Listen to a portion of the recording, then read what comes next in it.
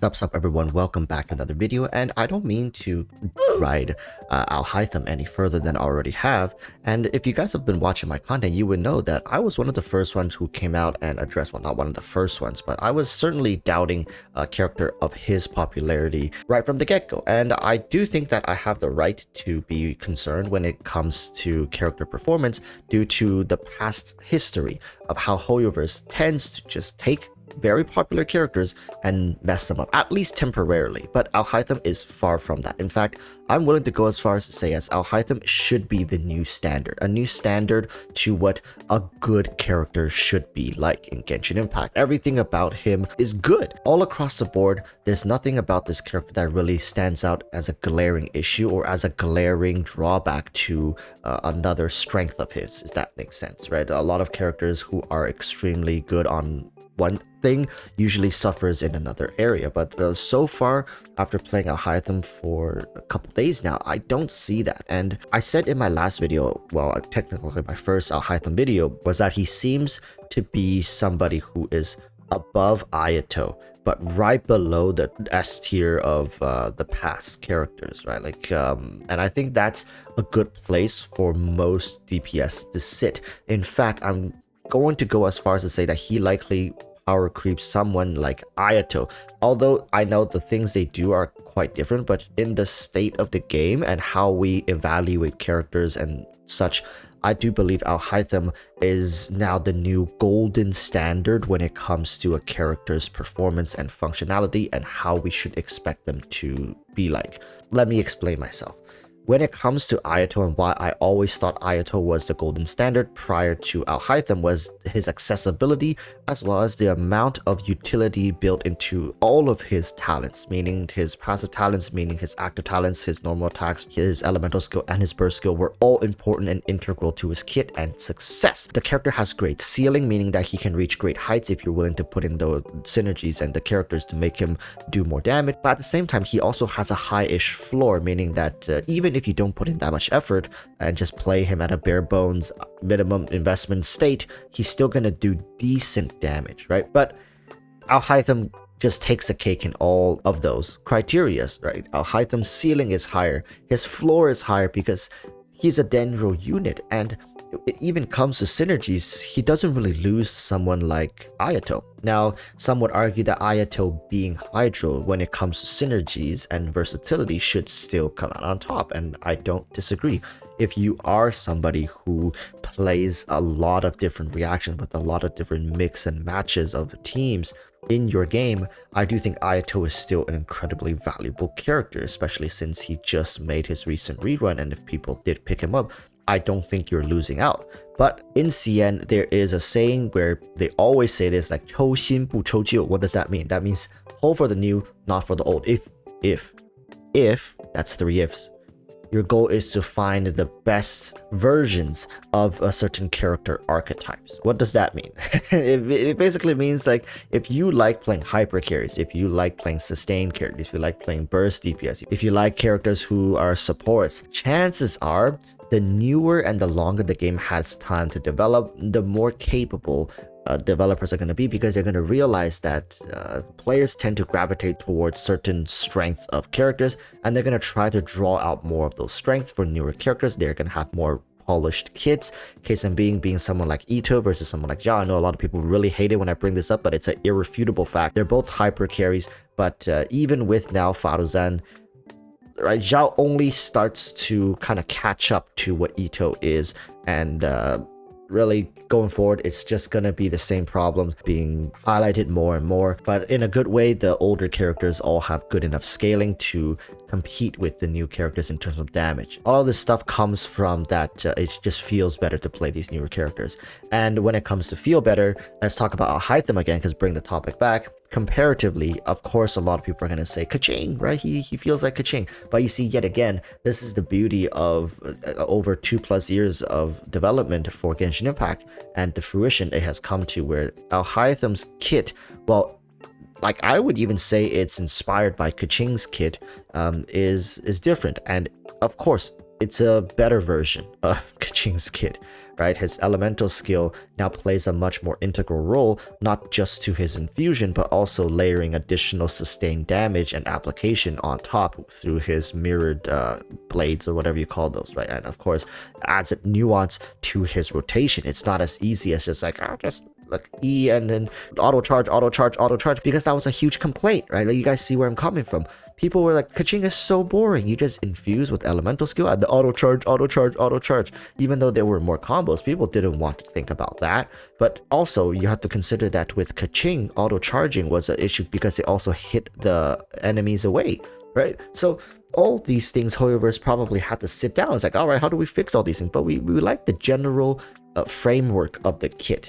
So they came up with the idea to, yes, infuse with the elemental skill, but at the same time give some sort of mechanic that can have Alhaitham rely on a more fluid combo attacks. And this combo flows not just to like three auto charge attack or whatever the hell. It goes from auto attack to elemental skill all the way to his burst skill, because it ties into his entire burst rotation. You use elemental skill first and then use burst to get more burst damage, right? Then he can become a quick swap burst DPS, or you lead with your burst and then auto attack, and as your mirrors run out, you replenish with your elemental skill. And if you're doing it right, maybe you can even recycle back to your burst, giving you insane on-field sustained DPS timing. Kaching doesn't have that. Kaching was just, you throw out your E, you use your burst, you take your E, and then you auto charge, and then you E again because you remember E before you use your burst. It's just stuff like this that really shows the beauty of how HoYoVerse has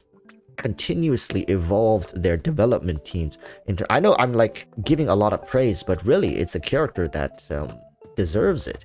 It highlights all of the good things about HoYoVerse's dev design, like the capabilities they have to push out a character that is so free-to-play friendly. This dude has some of those free-to-play friendly teams as well as weapons you can get. I'm sure a lot of you guys who are, I don't know, like lazy or are not really prioritizing leveling him up are keeping him at like lower levels, but still trying to play him out. But it works, right? Am I wrong? If you play Alhaitham at level 40, at level 20, I've done it. I've done it for a whole stream.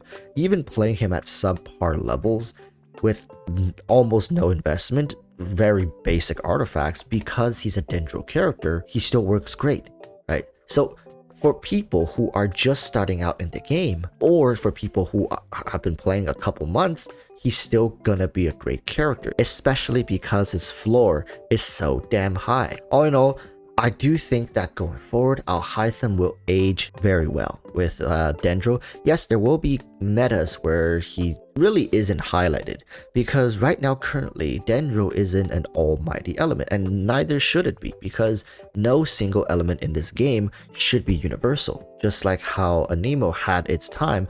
But a lot of the times nowadays you would see people starting to phase them out. Don't look at my team right now because I'm exploring the desert and whatnot.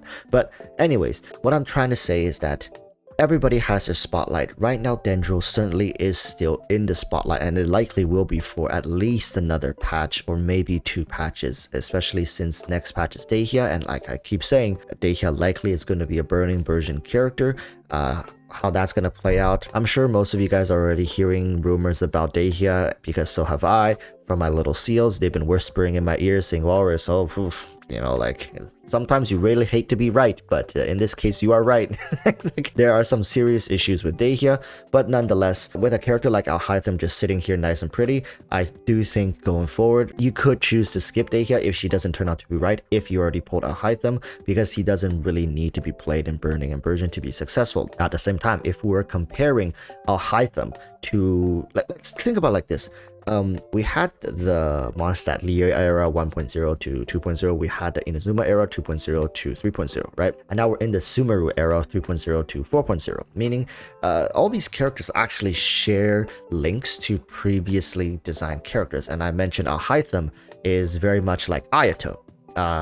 Same, just like Nahida is very much like Raiden. They're like the same category of characters, right? Each region has their character, if you know what I'm saying. And Scaramouche is kind of like the Ito of Sumeru in terms of character archetype, right? Alhaitham, Ayato. Now Dehya, don't want to jinx it, don't want to piss more people off, but I think Dehya might be the Yaimiko. of Sumeru. I said it. Now we'll put it to the test. Let's see how she ends up performing. I did say in my live stream that we need to start a movement. Start a movement on Twitter, on social media, claiming that, oh, I'm gonna skip Dehya because she's mid. But you're not. Even if you want to, even if you're like, she could literally be a 4-star nobody and I'll still pull for her because she's amazing, so cool and vibrant. Even if that's true, you should at least on the outside say that she's mid and you're skipping. And how I've branded our movement is that at the end of your comment, like you're bashing the hell out of Dehya, just leave a peace sign. Like, you know, the emoji, just leave a peace sign, and so everybody would know, okay, this guy's one of us, right? Okay, we don't need to go that hard on this person. It's one of us. So this way, even if it's a small impact, it's holding on to some copium that if Hoyoverse gets wind of, oh, so many people are skipping Dehya, let's buff her a little bit. Damn, we don't want her to die on release. Like, this is a cash cow. This is a hugely popular character in Sumeru. Sure, let's just buff her a little bit. You guys still have time to do that, right? She's still in beta. Just go out there. Everywhere you go, just say Dehya's mid. Oh, I'm skipping Dehya. Peace sign. We'll start a little movement ourselves here and make sure to tell other people about it. Get everybody involved. In the end, people will be like, what the hell are these people doing? Who knows? Maybe we're like the, if you guys watch anime, we're like the eminence in the shadow, right? We're the Kage no Jitsuryokusha. We're the ones hiding in the shadows, serving justice, while those people in the light benefit from our insane movement. But anyways, I've rambled on long enough. Alhaitham's a great character, and I've highlighted all of his strengths in this video. Does he have weaknesses? Of course, but I don't feel like ruining your day today, and they're not detrimental weaknesses by any means. He's a very, very well-rounded character, great for all players. Okay, till next time, Virgil, stay safe. Peace, peace. Bye.